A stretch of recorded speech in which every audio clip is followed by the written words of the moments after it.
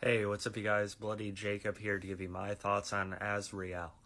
And Azrael, however you want to say it, has been a movie I've been looking forward to actually since it was announced, at least publicly. Um, I am a massive fan of Samara Weaving. I think she's one of the true distinct talents working in both horror and otherwise today. Absolutely, thoroughly enjoy the babysitter movies, Ready or Not, of course, even an Aussie independent film like Bad Girl. Um, I could go on, and just like her being in this sort of premise, I was naturally thinking, okay, when can I see this? And it's been on the festival circuit a bit, for a while now. But I was glad to see it. It's going to be playing at my local theater. It's having a somewhat of a limited theatrical release right now. I know it's not playing in other areas, but by all means, do check your own listings. It's gonna be leaving my theater soon, so it's been there about like a week or two, almost 2 weeks. Um, but yeah, and I'm not a religious person to say the least, so I'm not going to pretend to like fully understand all they're conveying with this. Um, but basically, it takes place after the event of the rapture, um, and you have Samara Weaving playing Azrael, who's left over along with these others who have sworn off speech, for the a sin and everything like that. So it's almost a dialogue, completely dialogue free movie, um, which presents its potential own challenges and hurdles.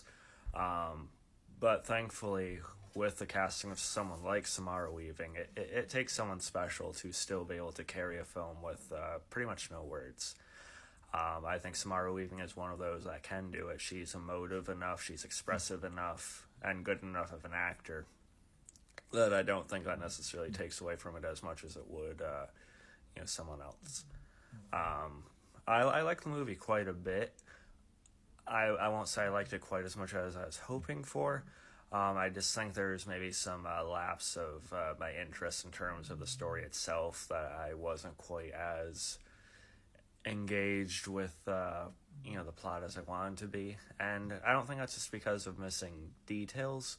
I sort of appreciate that it wasn't just all spoon fed. We see like some cave paintings, some things kind of more restrainfully communicated through some of the other survivors, if you want to say that, the other humans. I don't mind not having all the answers. Of course, there's conclusions you can draw from if you are more knowledgeable on religion.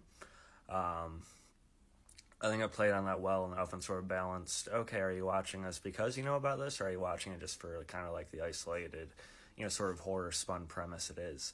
I think it can work as either. Um, but for some reason, it just didn't fully click with me as much as I was wanting. But again, Samara Weaving is here to carry me through it, and that she did.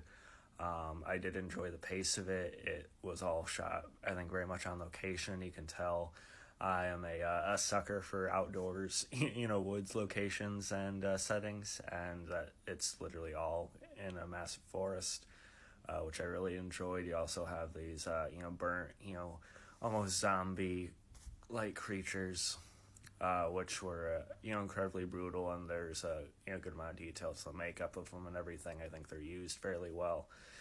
Some of the scenes are a little bit like too close up, a little bit shaky at points, but other times you can really convey kind of the sense of dread and the violence that they bring. I thought was done fairly well for the most part.